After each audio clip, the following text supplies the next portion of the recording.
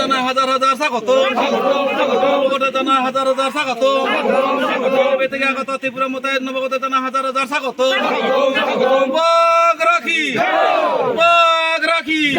মহারাজা কি বন্ধুদেরকে আজকে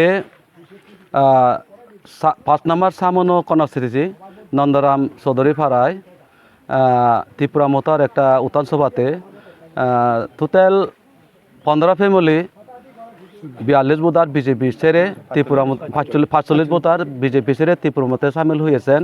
কারণ আজকে দেখেন এই 17 মাস এসেছে, আজকে অনেক মাস ধরে প্রায় 8-10 মাস ধরে রেগা পর্যন্ত বন্ধ, সবাই কিন্তু রেগার উপর নির্ভর।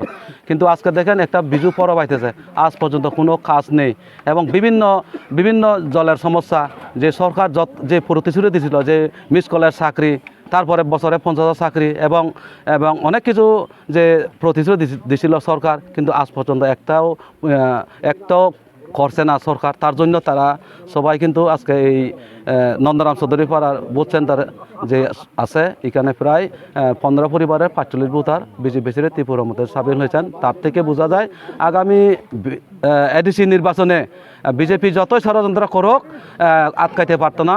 এখানে 5 নম্বর কেন্দ্রে ত্রিপুরা মতা জয় হবে, এটা নিশ্চিত।